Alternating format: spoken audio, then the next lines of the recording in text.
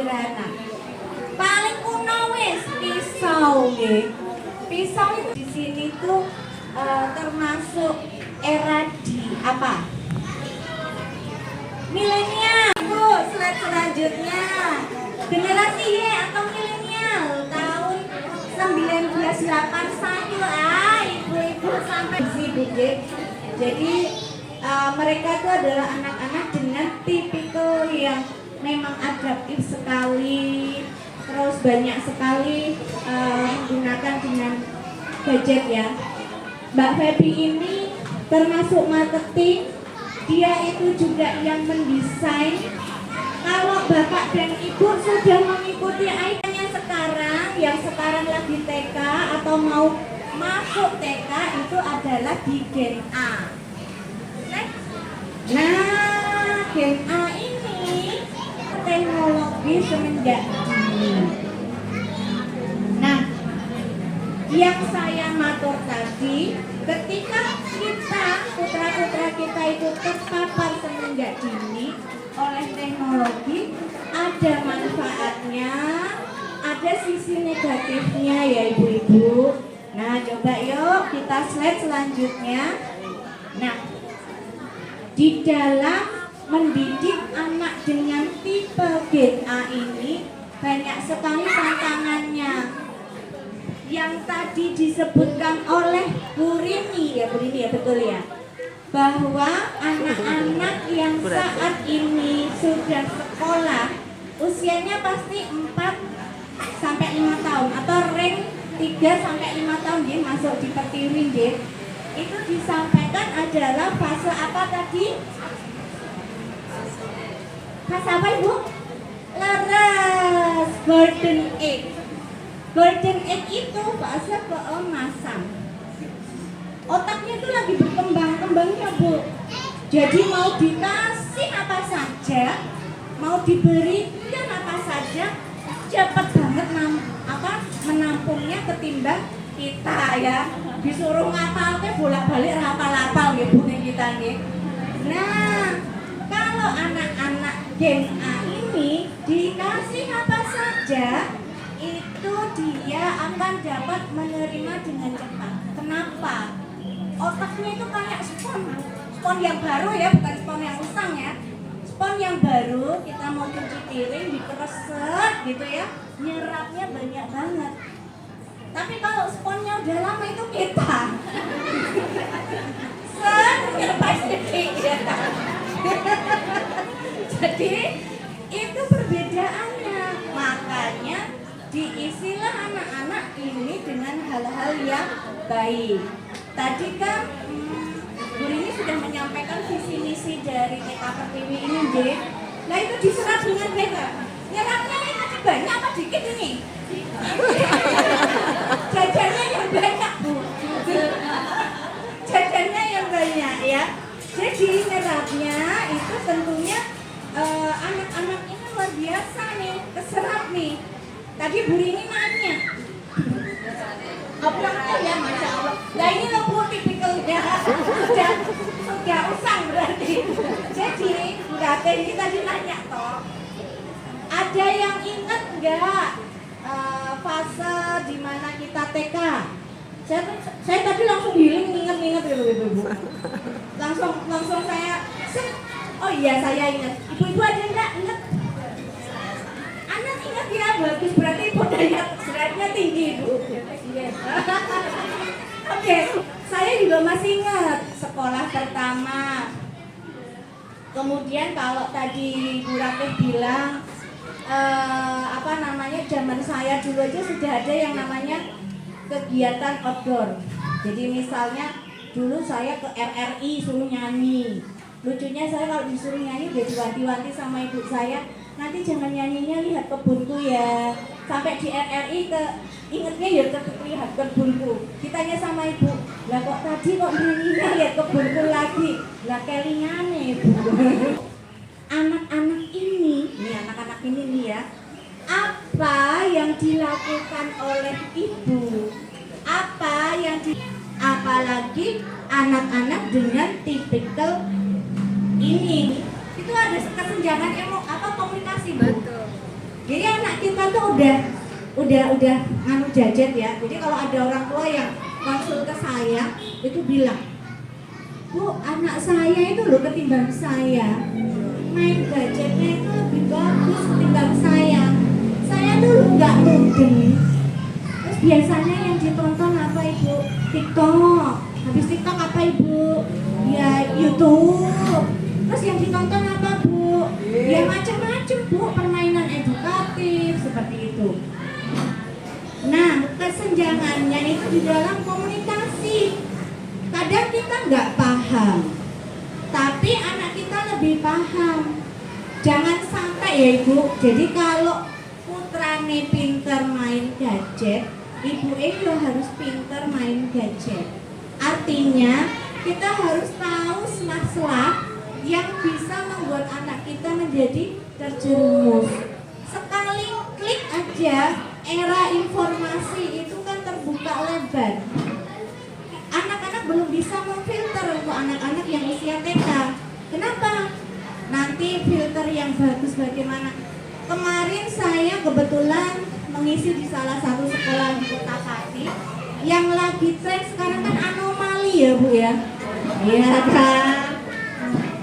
Tunggu sahur apa itu ya, anomali ya. Nah, kita juga harus tahu manfaatnya.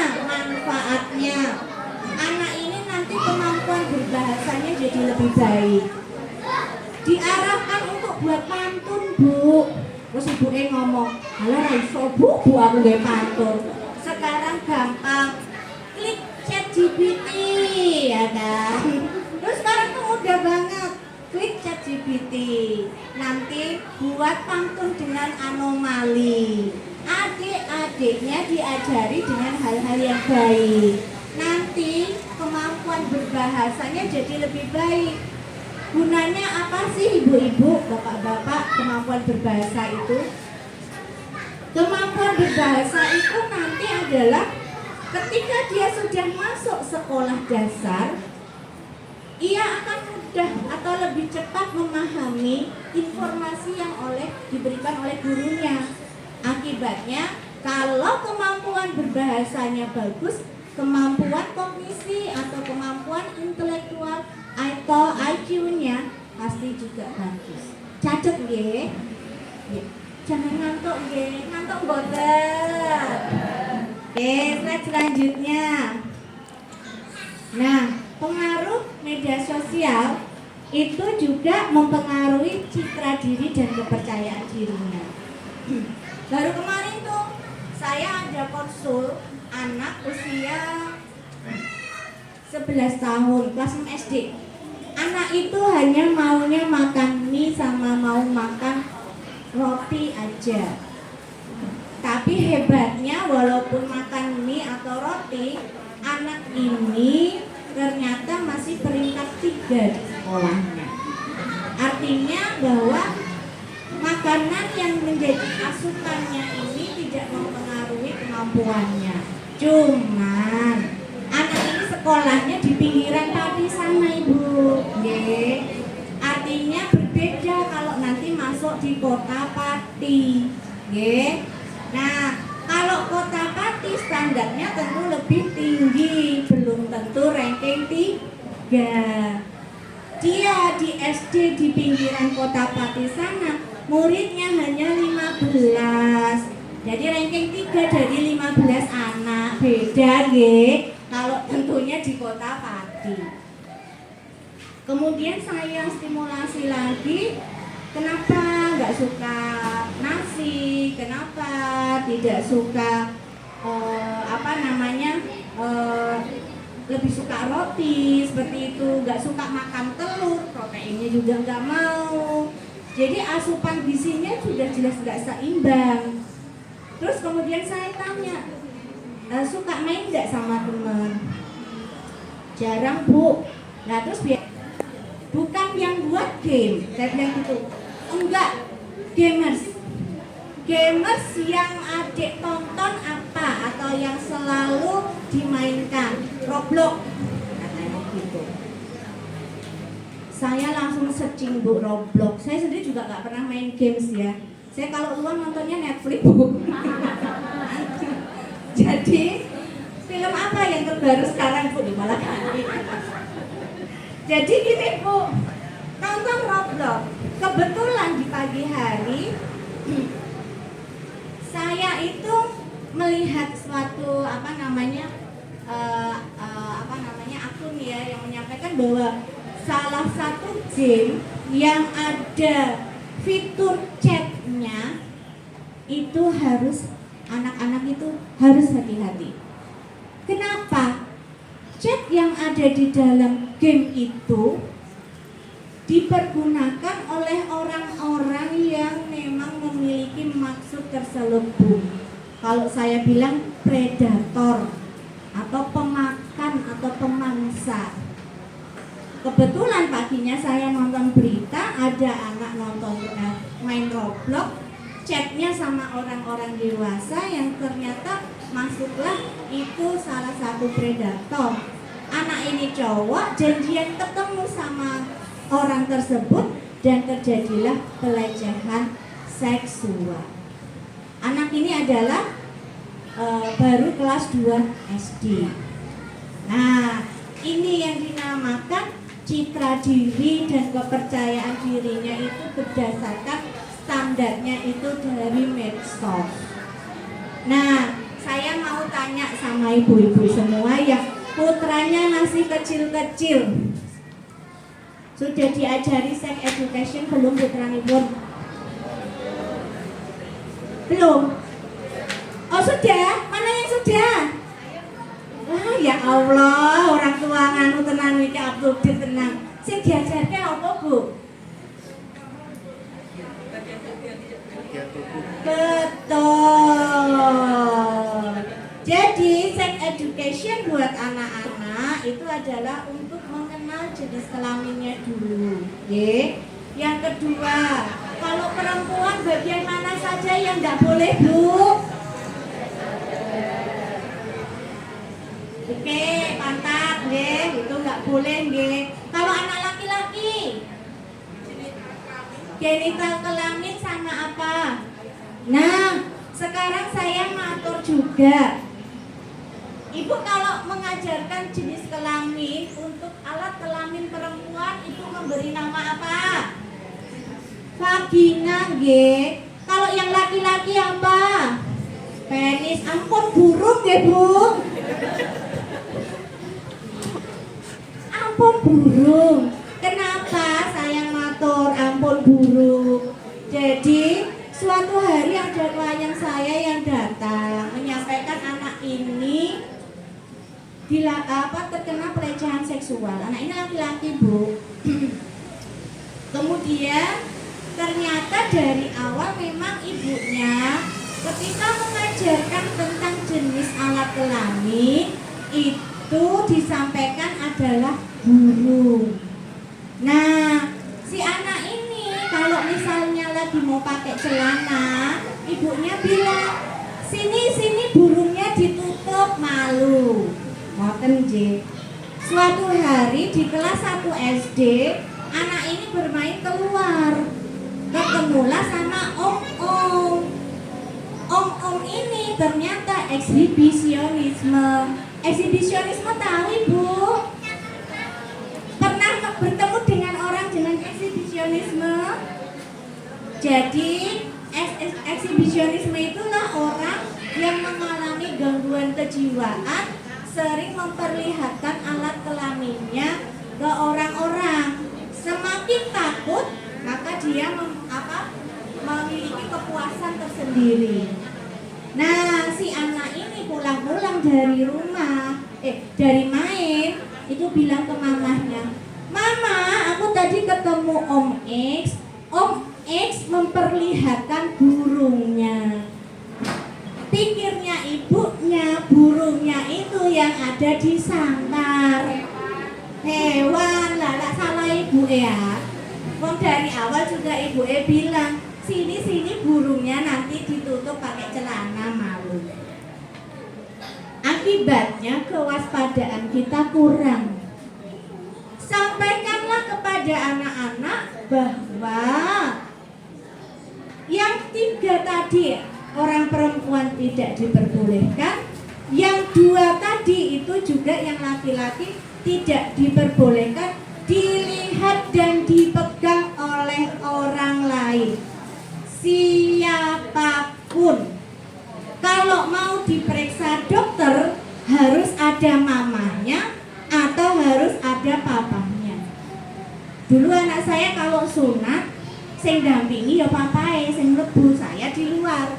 Bukan saya yang dampingi, nanti anaknya jadi malu kok sudah mau balik. Ya kan? Jadi papae yang dampingi. Yang resiki, yang betulkan perbannya itu ya papae, bukan saya lagi. Nah, kalau anak-anak perempuan yang boleh memandikan atau membasuh alat genitalnya adalah mamanya. Papanya ya ndak boleh. Terus ada sesuatu hari klien yang datang ke saya ternyata dilakukan pelecehan seksual. Jadi anak ini ke dokter kelamin. Usianya baru masih kecil, Bu, masih TK. Anak ini gatal, ada luka di area genitalnya. Dokternya itu menyampaikan ke anaknya sambil nangis, "Dek, yang nakali kamu siapa?" Gitu. Barulah ibunya ibunya ini kerja.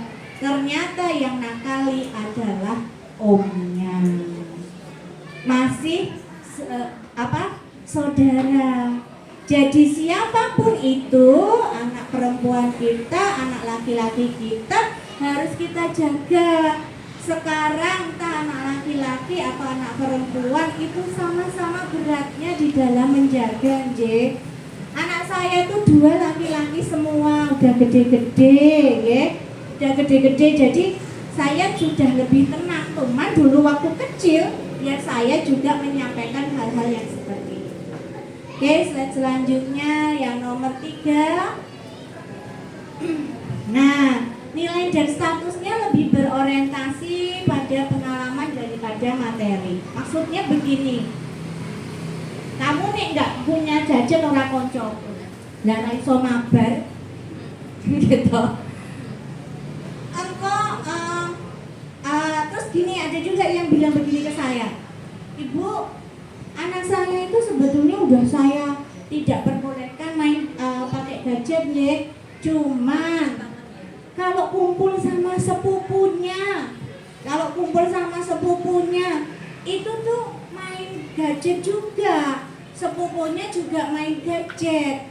Nah, kalau menurut ibu-ibu, apa yang harus dilakukan? Ayo, ada yang bisa jawab? Soalnya wali atau orang tua dari ananda kita dari anak kelas A, TKA. Non sewu, memang sekarang anak-anak kan memang pasti saya kan semuanya mengenakan gadget atau handphone lah ya. Tapi kalau saya pas di rumah misal kumpul bareng sama keponakan dan lain-lain, mereka juga bawa handphone, tapi karena untuk meminimalisir anak-anak tersebut malah main HP, jadi saya buatkan permainan. Misalnya kayak kemarin saya sering main sama anak-anak walaupun sama ayahnya, saya main kayak ular tangga. Karena ular tangga kan bisa dimainkan lebih dari 2 orang, 3. Processing yang datang ke tempat saya, artinya adalah mereka gangguannya menjadi terlambat bicara, atau kalau berbicara itu adalah bahasa gadget. Misalnya Upin Ipin, nah itu Upin Ipin itu bahasanya Upin Ipin itu dulu. Ketiga, ada gangguan fokus. Keempat, apa yang lebih susah lagi, dia tidak tertarik secara sosial. Dia jadi lebih asik bermain dengan gadgetnya. Jadi harus bagaimana? Boleh main, tapi kalau untuk anak-anak 30 menit, kemudian dia harus sudah dulu melakukan apa? Loh, bocah TK kok sudah harus melakukan apa, Bu?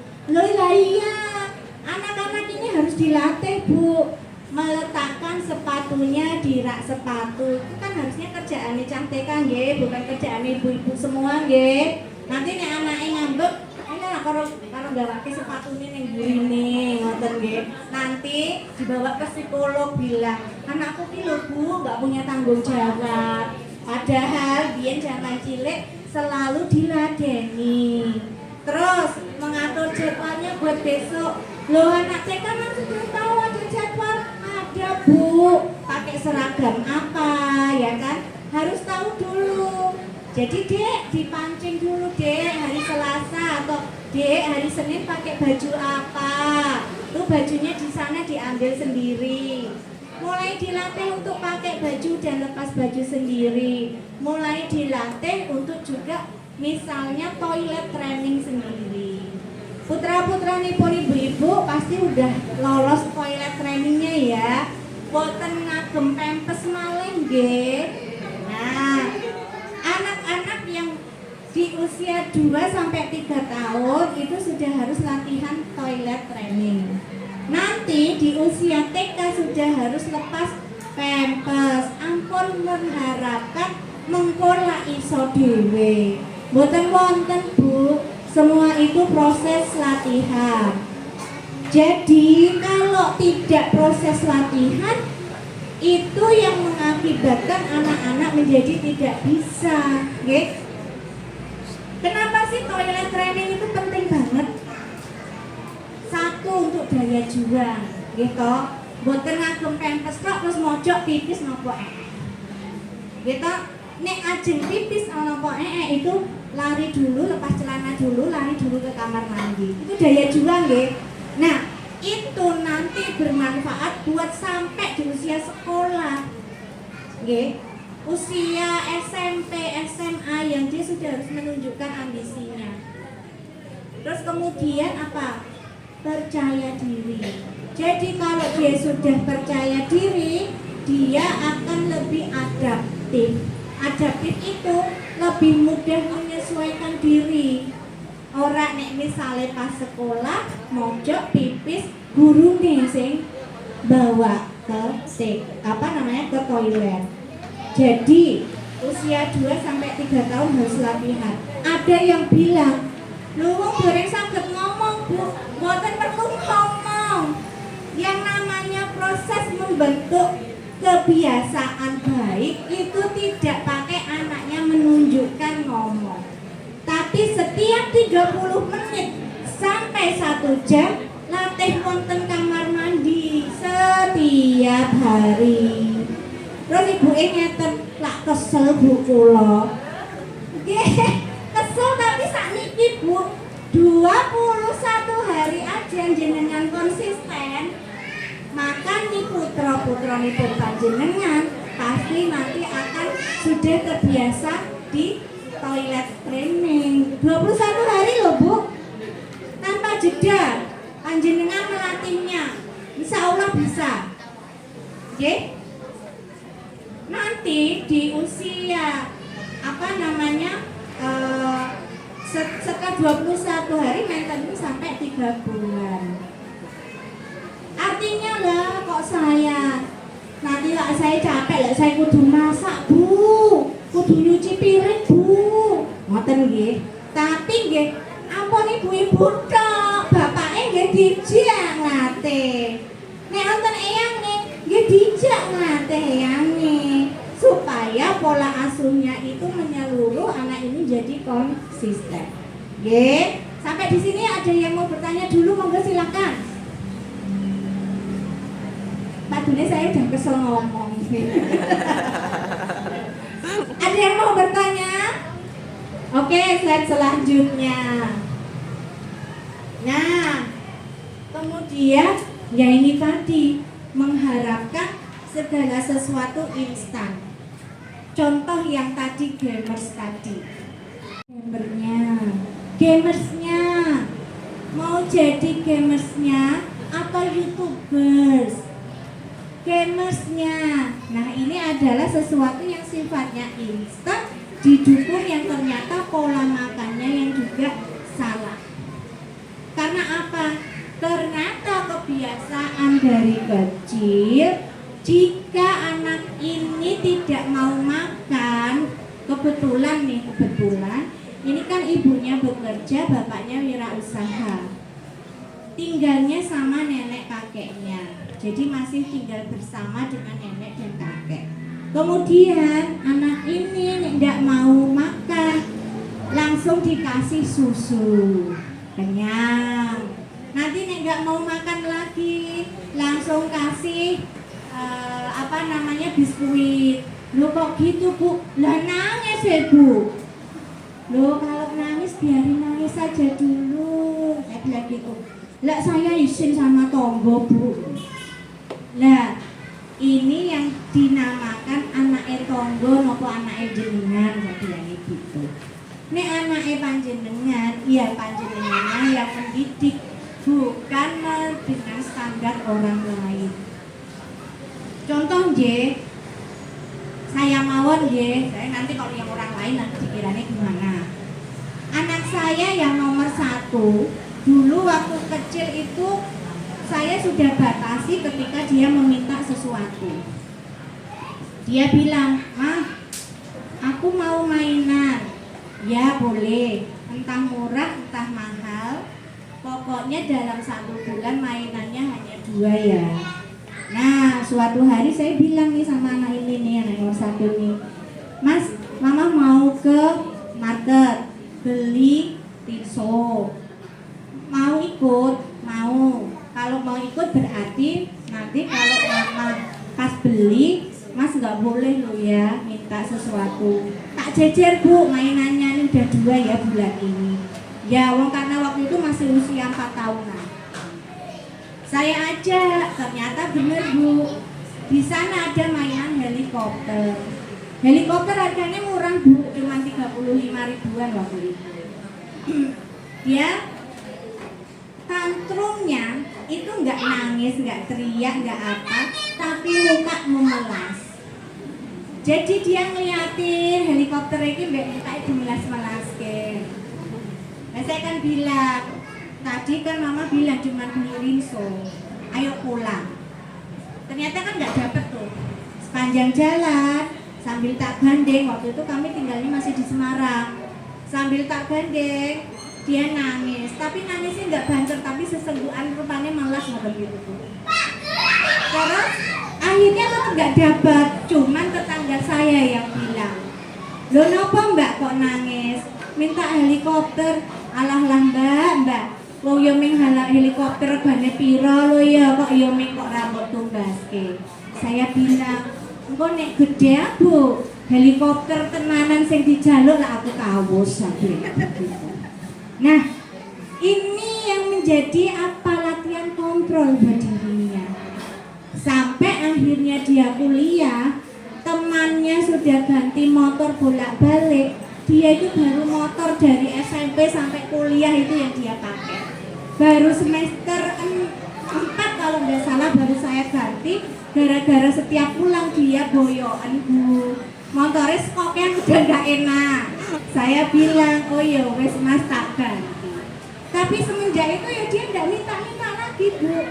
Artinya dia minta adalah sesuai kebutuhan dan yang dia pikirkan. Gitu. Nggak mudah. Pernah dia bilang di SMA, "Mama, temanku gitu nih nggak dituruti sama orang tuanya minggat." Saya bilang, "Lah kamu juga mau ikut minggat Mas?" "Enggak. Aku nek minggat lah ATM ku mbok blokir." "Ayo mesti." Ya bilangnya gitu. Nah, kontrol Bu, itu yang dinamakan dimulai di usia dini ini. Anda harus punya disiplin dan konsistensi. Artinya disiplin itu apa?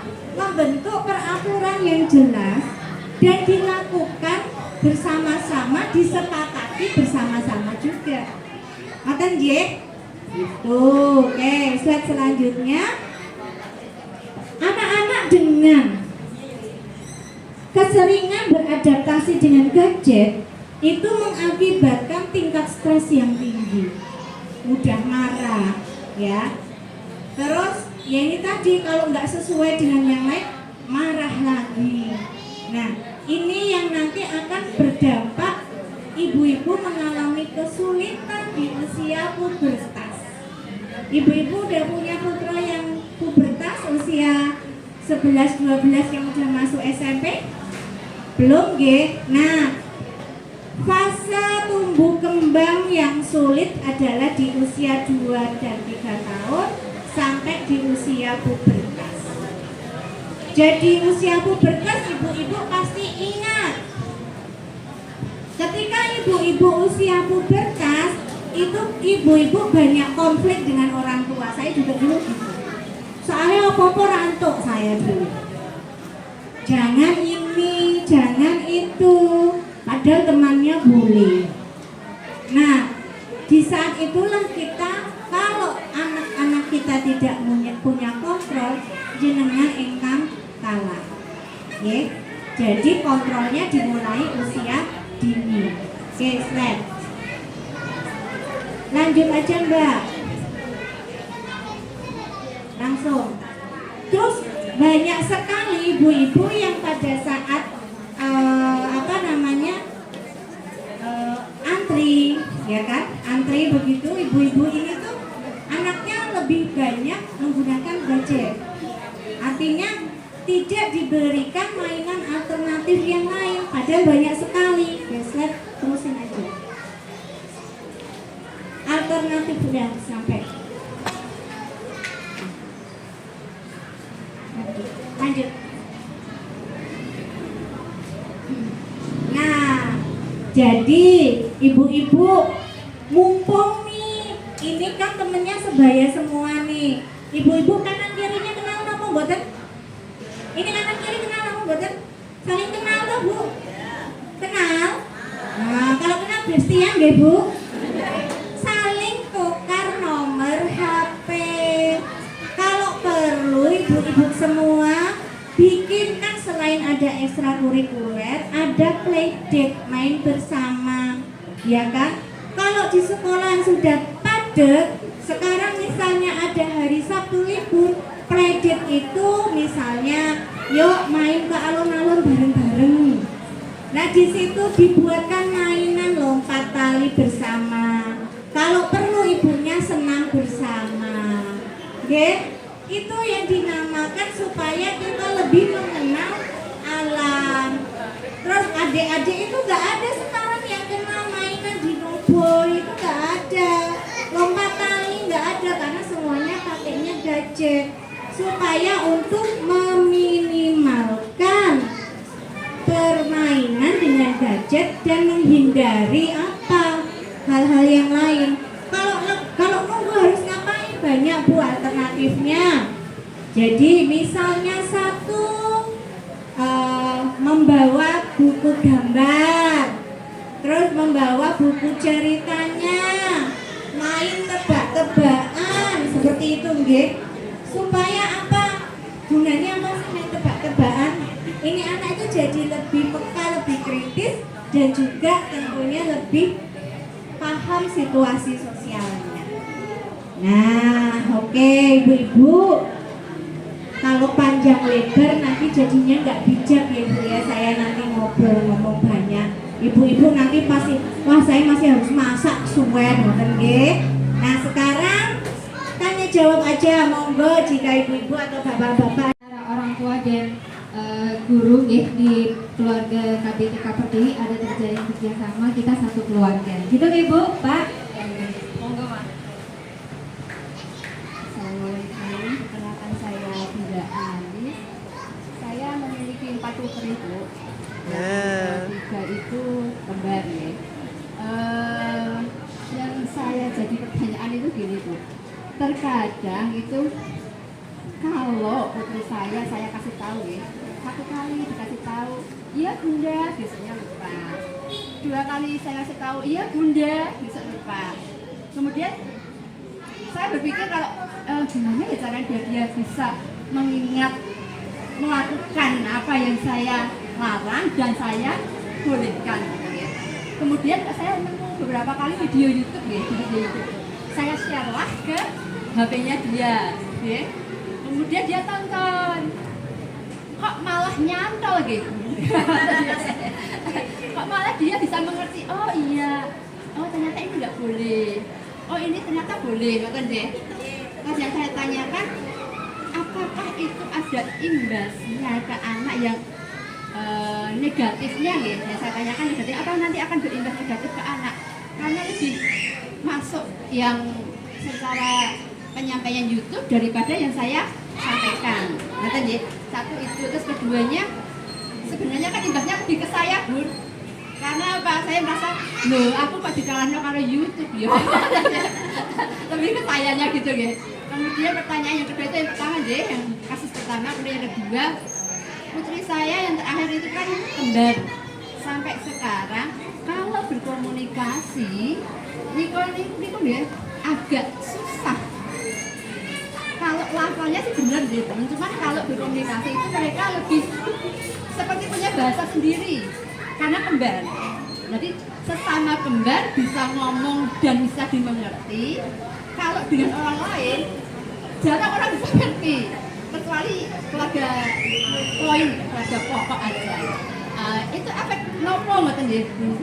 Nah, itu pertanyaan saya, cukup 2 mawon, matur nuwun untuk jawabannya. Assalamualaikum warahmatullahi wabarakatuh. Waalaikumsalam. Bunda, Bunda yang putra kembarnya ini usia berapa? 4,6. Jadi sesama anak-anak ini dia punya bahasa sendiri. Bahasanya ada karakternya, Ibu, atau Bahasa biasa, biasa.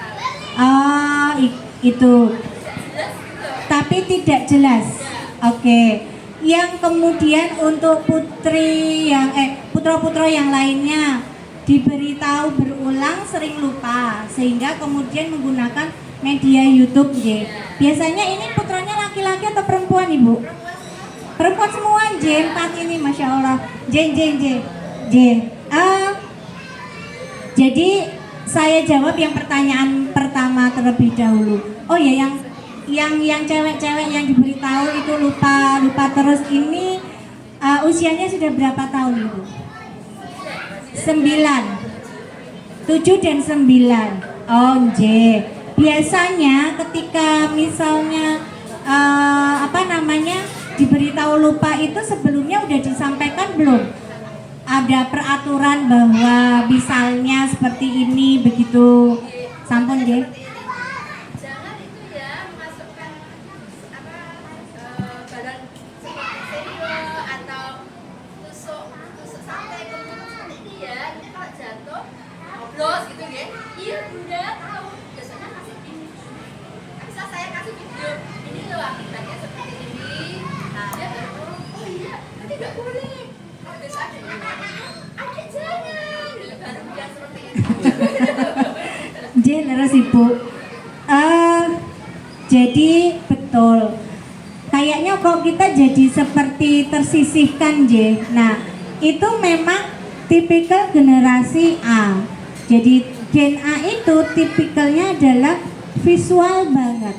Visual itu ketika dia melihat sesuatu, akibatnya adalah dia akan lebih cepat memahami.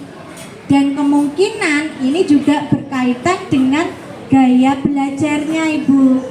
Jadi gaya belajar anak itu kan ada 3. Ada yang tahu gaya belajarnya? Tipikal kepribadiannya, tipikal gaya belajarnya. Ada tipikal audio, ada tipikal visual, ada tipikal kinestetik. Audio itu kalau gaya belajarnya adalah dengan cara mendengarkan. Mendengarkan misalnya seperti ini. Dia punya guru suaranya bagus. Dilalah pelajarannya matematika, jadi seneng banget nilainya jadi A. Karena apa? Karena seneng banget dengan gurunya. Dia tipikal audio. Kemudian yang tipe visual, ya ini Bu, harus dengan gambar-gambar seperti ini. Kemudian yang tipe kinestetik. Nah, tipe kinestetik ini adalah tipe yang senangnya gerak.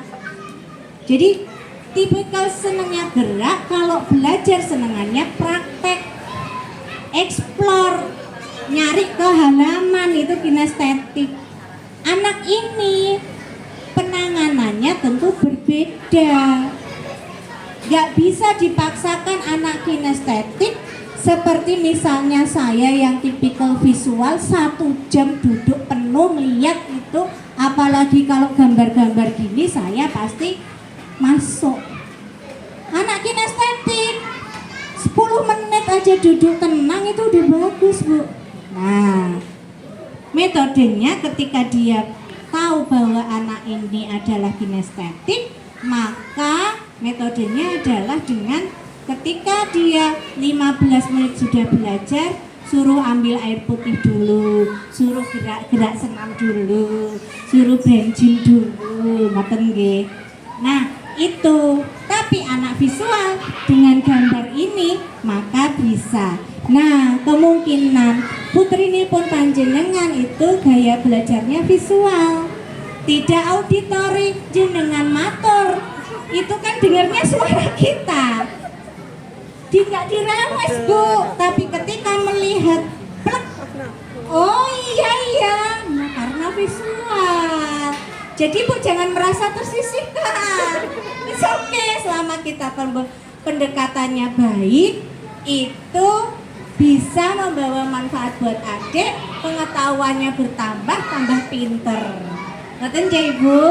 Yang nomor 1 sudah terjawab. Yang nomor 2 tadi, kalau putranya itu kembar. Nah, setiap anak itu unik. Nggih, setiap anak itu unik. Jadi kalau yang satu dengan yang lain berbeda. Ada tuh yang lagi konsul sama saya tuh bilangnya begini, anak saya tuh loh yang nomor 1, anaknya tuh tenang, pinter. Yang nomor 2, Masya Allah Bu. Ya jelas berbeda karena unik ya Bu. Tapi jangan sekali-sekali mengatakan atau melabel anak kita dengan bocah kok nakal rak karuan. Bocah kok ora iso-iso yo pelajaran koyo ngene kok. Itu namanya labeling dan berdampak di psikisnya anak. Ibu-ibu inget enggak misalnya ketika dulu lagi belajar matematika ra iso-iso, bapaknya kita yang balake super ibu ra iso Noel ngoten lho. Tambah ora mudeng nggih. Nah, itu berbeda ya kan, berbeda pola asuhnya. Nah, dia punya bahasa sendiri. Tapi hanya orang tertentu yang dia yang memahami. Selama yang saya sebut tadi tidak berdampak negatif, it's okay, enggak apa-apa. Dia punya bahasa sendiri. Tapi Bu, ajarkan dia untuk bersosialisasi dengan temannya. Karena yang ditakutkan saat dia sudah punya bahasa sendiri dengan saudara kembarnya ini, nanti akan berdampak saya tidak butuh orang lain atau orang lain yang merasa terintimidasi. Pernah enggak ibu-ibu punya bahasa sendiri dengan temennya? Pernah ya yang pakainya diganti kirimi kisi, sidi ketimi sini ipi kibir temen-temen ngoten. Tapi jangan pakai bahasa kayak gitu ya kan di sekolahan ngoten. Ampun Bu. Kenapa? Ketika jenengan bilang kata jangan. Sekarang saya matur. Bu Ibu, jangan membayangkan gajah berwarna pink ya. Bisa muncul pink ya Bu. Nah, gajah warnanya pink kemayu banget ngoten nggih. Nah, itulah yang terjadi. Ketika kita bilang jangan, yang terjadi adalah langsung dipraktekkan. Jadi kita menggunakannya, Dek, jangan lari-lari gitu. Motornya di mana, Bu? Dek, jalan pelan. Dek jalan, bukan pelan. Dek jalan, Jalan. hati-hati. Nanti Ya. Dek jalan pelan-pelan. Kok nek lari jadinya pelan, Bu. Olahraga lari jadinya pelan. Jadi suruh mama pelan. Jadi, Dek, hati-hati. Dek, duduk yang baik. Dek, minum sambil duduk. Kenapa mah? Biar tidak keselot. Kan. Apalagi kalau saya Bu, ya Allah Bu, anak saya 2 laki-laki semua. Saya ngomong itu kalau lagi dia nggak kenyang, dia nggak fokus Bu. Jadi saya kenyangkan dia dulu baru saya ngomong. Jadi kalau lagi mau deep talk sama saya ajak. Mas, beli bakso yuk. Dia udah 2 mangkok, saya setengah mangkok aja masih diincer, Bu. Ah, dia udah kenyang ngobrol, Bu. Ma, pacarku loh, Ma, aku baru putus. Bener itu, Bu. Itu kalau anak cowok. Nggih. Kenyangkan anaknya, bawa jalan-jalan, diptoke manjur. Nggih. Bu, Pak, kira-kira menarik nggak sih topik ini? Ini kalau dibahas sampai besok nggak selesai-selesai ya, Bun? Iya. Menarik sekali. Terima kasih Bunda Titi. Oke, kita batasi berapa Bunda? 2? Pertanyaan. 2 penanya lagi. Monggo kita pilih nih. Kira-kira tadi oke, maaf ini sini dulu ya tadi ya. Dengan Bunda siapa? Assalamualaikum warahmatullahi wabarakatuh. Waalaikumsalam warahmatullahi wabarakatuh. Ibunya dari Tritata kelas A1. Alhamdulillah pagi hari ini mau ketemu psikolog DKS gratis ya Bu ya. Gratis, Bu. Jadi gratis ketemu. Jadi gini Bu, saya punya anak 2, laki-laki semua. Cuman jaraknya antara yang nomor 1 dengan nomor 2 sangat jauh. Yang nomor 1 sudah SMA kelas 1, yang nomor 2 baru 4 tahun setengah ini. Yang saya mau tanyakan Bu, yang pertama saya menghadapi 2 anak yang tipikal dan umur yang berbeda. Anak-anak saya yang kecil itu kiblatnya itu tingkah lakunya kakaknya. Jadi kakaknya kan sudah menginjak remaja ABG. Menurut saya itu anak saya yang kecil itu bahasa, tingkah laku dan ucapannya itu sudah mengikuti kakaknya, ya. Yang itu saya tanyakan bagaimana trik dan apa mungkin ada ilmu yang bisa disampaikan atau untuk belajar saya tentang untuk menghadapi mendidik anak yang umurnya sangat jauh antara adik dan kakaknya. Yang kedua, saya cuma mau sharing ya, masukan aja. Anak saya yang kedua kan dengan pengalaman anak saya yang pertama, karena cucu pertama itu sangat spesial, semua dispesialkan, jadinya di remajanya beda dalam pendidikan, dalam karakteristik, dalam tingkah lakunya. Yang kedua ini memang sudah saya didik dari umur 3 tahun, saya masukkan di yang saya di full day-nya di Sabah hafalan. Ini baru masuk hafalan Al-Quran, ini baru masuk di TK terpilih. Memang tidak saya masukkan di full day yang TK Islam biar tidak bosen. Selain itu untuk ini bertemannya, sosialnya dia kan ada beberapa karakteristik lah. Mohon triknya, ini dia sudah masuk TK, dia kok apa ya, bosen masuk di setelah TK masuk ke sekolah dia sampai jam 3 agak bosen, agak capek. Nah, saya mohon triknya agar dia tidak bosan, agar dia tidak bosan sekolah sehari 2 kali, karena kalau tidak saya paksa begitu, pengalaman anak pertama hanya pegang HP sama pembantu saja di rumah, karena saya juga bekerja sampai malam. Matur nuwun Bu, yang saya tanyakan. Assalamualaikum warahmatullahi wabarakatuh. Untuk si kamu mana yang mau dipilih ini? Ada banyak ini Bunda. Ibu, sepakat ya? Oke. Alhamdulillah. Terima kasih waktu sudah diberikan kepada kami. Saya Febi, wali murid dari Sally, kelas A3. Mau menanyakan dan minta apa ya, pandangan atau masukan. Jadi saya baru memiliki 1 anak dan kebetulan saya dengan suami bekerja semua. Mungkin Bu Titi sudah tahu tetangga ya Bu. Nah, jadi Feli itu jika pulang dari sekolah dan sebelum ke kegiatan lainnya itu bersama mbahnya. Kami memang beda rumah tapi dekat. Nah, kebetulan mbahnya Feli yang masih ada semua, masih sehat semua. Di situ saya itu mengajarkan konsisten kepada anak. Jadi sudah saya ajarkan sejak masuk PAUD atau 1 tahun belakang, karena ini saya usia 5 tahun. Jadi sejak 4 tahun atau sebelumnya sekolah itu sudah saya ajarkan untuk konsisten meminta hadiah. Nah, Feli itu kan saya masukkan ngaji selain sekolah. Jadi boleh minta hadiah jika sudah misal ngaji mendapatkan nilai lulus. Itu kalau tidak mendapatkan, saya tidak memberikan hadiah. Hadiahnya kecil Ibu, cuma minta es krim gitu. Tapi memang saya sengaja karena itu makanan favoritnya, atau jajan favoritnya itu yang saya pancing supaya dia semangat. Tetapi jika tidak dapat dari saya, itu meminta kepada mbahnya. Nah, mbahnya itu memberikan dengan alasan itu nangis, saake. Saya sudah mencoba berbagai cara untuk tetap mempertahankan konsistensi Feli, tapi ya kalah baik.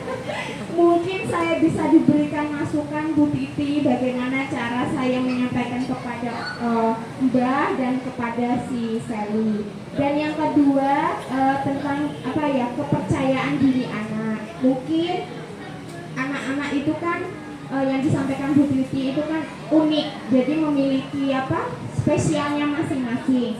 Nah, Feli itu dari awal masuk KB itu ada fase bicaranya terbata-bata. Nah, di awal masuk KB itu teman-temannya pada senang, pada gerak, pada bernyanyi, mengeluarkan suara. Feli tidak ada, hanya diam. Mungkin ada juga yang anak lain itu yang kurang percaya dengan nangis mungkin. Nah, kalau Feli itu diam. Alhasil saya mencoba dia punya teman ngaji atau teman sekolahnya atau teman tetangganya ikut latihan nari di sanggar. Saya ikutkan karena anaknya Mami Feli mau seperti kakak itu ikut latihan nari di sanggar. Saya ikutkan, tapi alhamdulillah ini sudah berani kalau dalam menampilkan diri. Hanya dalam beberapa waktu ini muncul lagi terbata-batanya. Nah, saya mungkin kembali lagi minta bantuan dari Bu Titi. Apa yang perlu saya lakukan lagi selain saya mendukung penuh apa yang ingin saya lakukan kegiatan lain selain di sekolah, selain menyampaikan bicara dengan anak, mungkin ada solusi lain. Karena terbata-bata itu tidak sering, hanya di sekolah. Di rumah lancar, di tempat ngaji atau di tempat lainnya lancar. Dia hanya di sekolah tapi tidak dalam 1 tahun penuh. Mungkin pada saat kalau saya perhatikan itu kan fase paniknya gitu mungkin. Ya, itu terima kasih dari saya. Tapi tidak saya ya. Terima kasih. Terima kasih. Anu Bu, boten sabianu nek nangis kersane nangis kok boten napa-napa. Lah kok nek terus-terusan nangis boten. Saya bilangnya begitu. Alhamdulillah nih anak saya sempat satu rumah dengan mertua, kemudian saya bentuk. Saya kalau sama anak saya itu yang nomor 1 ini luar biasa ketat ketimbang anak adiknya.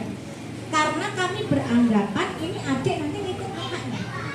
Kebetulan anak saya yang pertama ini tipikal gaya belajarnya kinestetik, friendly Bu sama teman-temannya, mudah bergaul, mudah terstimulasi beratnya, entah baik atau buruk.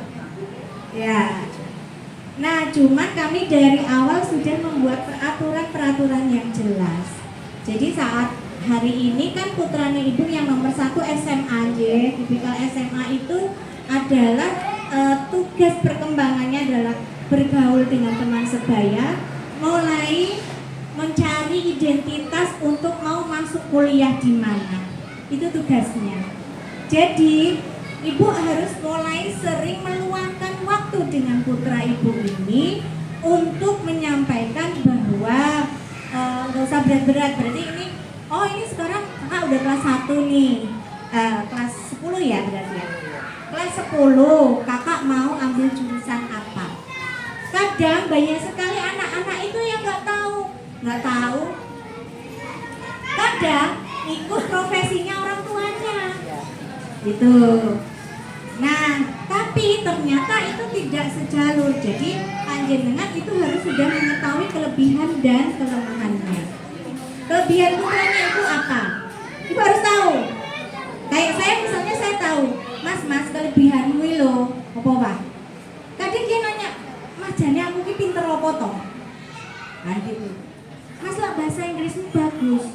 Tapi matematika aku jelek. Bisa ora penting. Ora ono orang itu harus pintar semuanya. Burung aja bisa terbang, tapi ikan nggak bisa terbang. Ikan bisanya berenang. Oh gitu, lah ya. Jadi kalau misalnya aku nggak bisa matematika nggak apa-apa, ya nggak apa-apa. Tapi harus tetap belajar. Artinya adalah nggak usah full kamu matematika atau kamu merasa nggak bisa matematika. Yang diperlukan orang itu adalah proses latihan. Nah, yang perlu dilakukan adalah disiplin dan konsistensi. Ibu sudah disiplin dan konsistensi atau belum?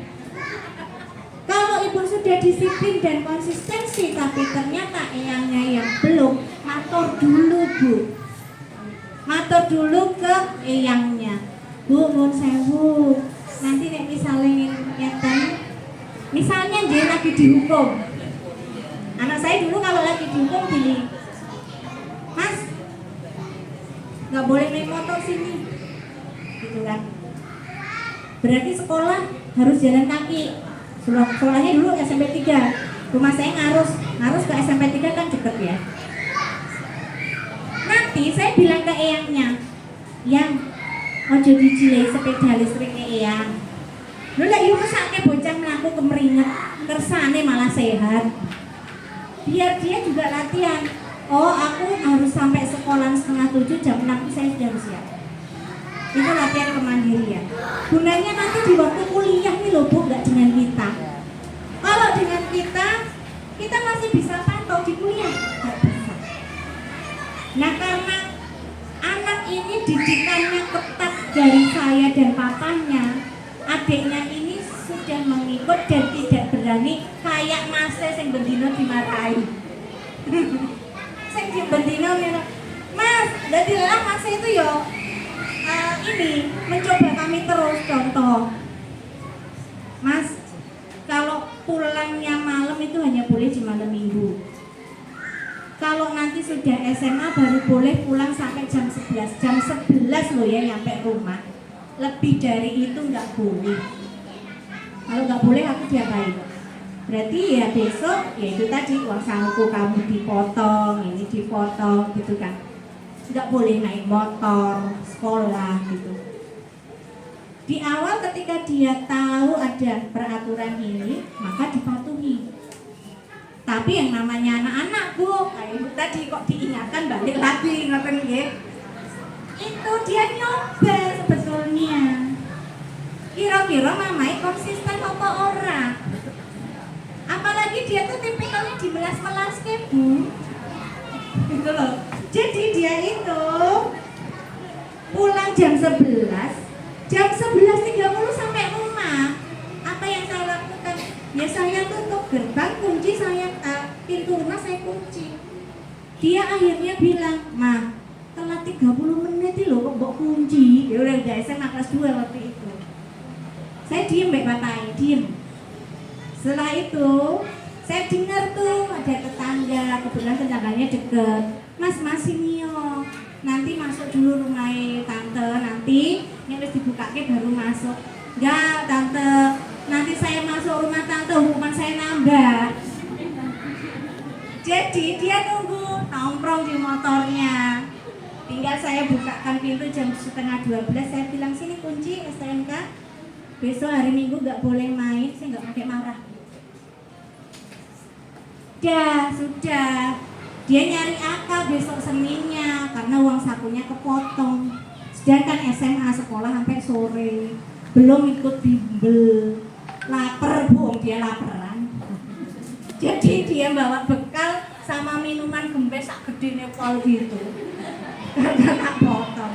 Tapi di fase dia sudah kuliah ini, setiap kali dia pulang, udah tua bu, sekarang udah 23 tahun, 24 tahun ya, saya bilang tua, mungkin tua gitu ya. Jadi dia kalau pulang ya jam 11 bu nyampe rumah, udah ke bawah karena konsisten. Jika ada dengan nenek, ada yang dalam satu rumah, nun sewu bapak ibu harus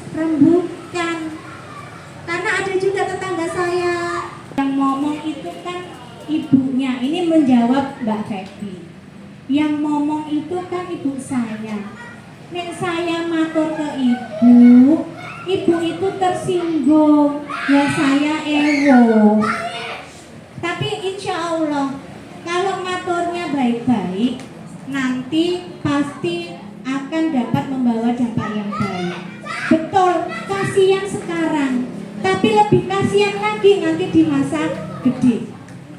Itu nggih Bu nggih, Mbak Feby dicatat nanti harus rembukan sama kebetulan Mbak Yana itu teman saya main. Gitu nggih. Nah, menjawab yang kedua sekalian nggih Mbak Feby. Kemudian pertanyaan kedua adalah spesial putranipun hafalan nggih tadi 1 hari. Nah, usianya juga masih 4,5 tahun.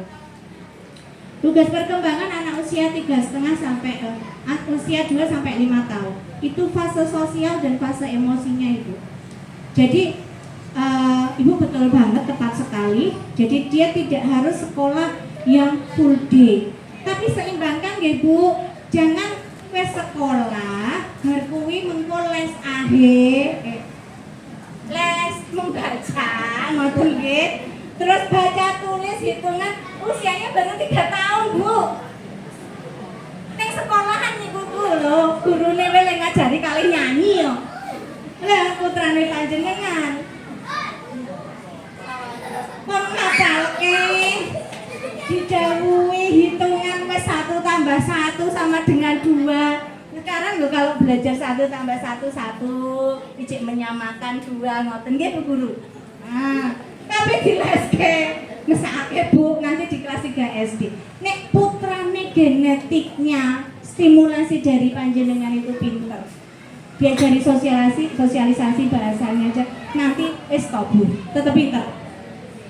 Anak saya loh kelas 2 yang nomor 2 itu kan memang bicaranya itu agak terlambat. Jadi dia bicara komplit itu usia 15 bulan. Usia 12 bulan tuh saya sudah aware. Kenapa? Karena kata yang keluar tuh malah lagu oh kamu ketahuan. Dengar Bu? Ya, oh kamu ketahuan. Itu diulang-ulang. Yang nomor 1 itu susumu nih nasional. Terus. Saya mengira, guru-guru saya bekerja ini, saya gitu. Saya cek sama yang ngomong, mak. Saya kalau ngomong sama pembantu saya bilangnya mak, Chandra itu mbok tonton ke apa? Niku lho Bu, lagune bapak. Oh kamu ketahuan. Wah, gak pantas gitu. Saya langsung ganti arah, saya tempeli transportasi saya apa gitu kan ya. Nah 15 bulan dia sudah mulai berkata-kata lagi. Di awal, jadi catatan buat ibu-ibu, di usia 2 tahun minimal anak itu kosakata muncul adalah 25 suku kata. Umur 3 tahun itu sudah harus membentuk kalimat. Kalau sampai di umur 3 tahun belum membentuk kalimat, ibu-ibu harus aware, jangan bilang alah mungkin bapaknya ya telat ngomong. Benten nggih kondisi sekarang dan kondisi di zaman dahulu. Kondisi bapaknya dan kondisi putrane panjenengan itu juga begitu. Nah, Ibu, jadi Ibu tepat sekolah dia di sini. Tujuan di TK itu adalah melatih 4 aspek: emosi, sosial, kognitif. Kognitifnya itu adalah dengan bermain. 80% bermain sambil belajar. Nggih, ampun dibebani yang lain-lain rumiyin nggih, kasihan. Terus tadi menjawab dari Mbak Feby. Jadi yang Mbak Feby ini terkait dengan terbata-bata dalam kondisi yang sifatnya tertekan. Kalau mungkin dari analisa saya, karena kebetulan saya juga sering melihat Feli. Jadi Feli ini kan tipikal nyaman je. Jadi halo Fel, ingat outing nggak?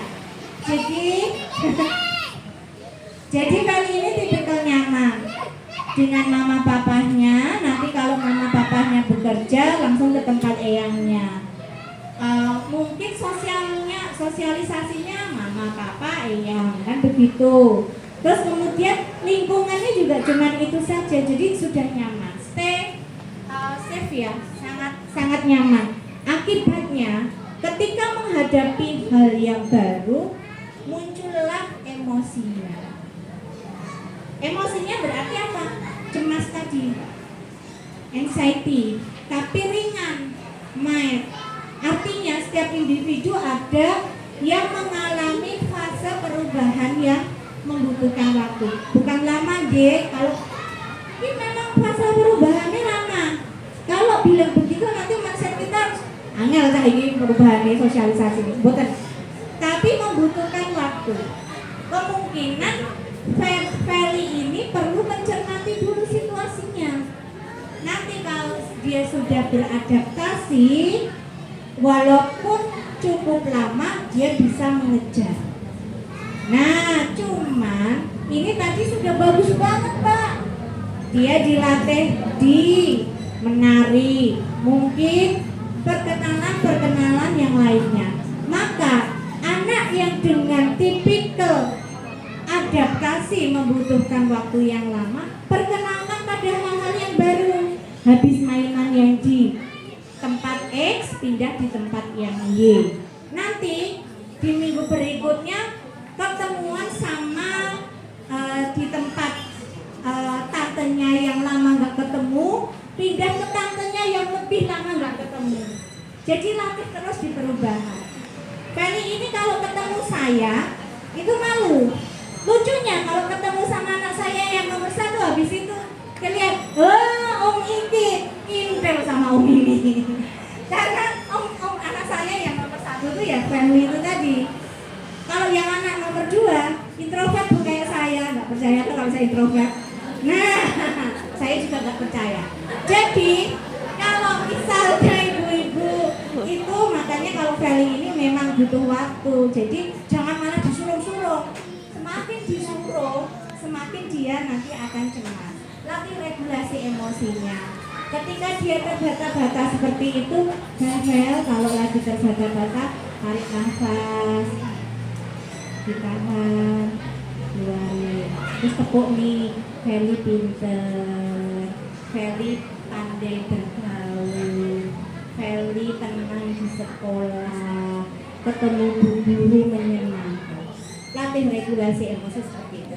Tapi tarik nafasnya dong. Bukan, tapi tarik nafas kita santai juga. Tahan, keluarin. Siapa tahu nih Mbak Febi ternyata yang geresok ya keburu-buru, panik. Akhirnya Feli cemas. Feli cemas munculnya di sekolah.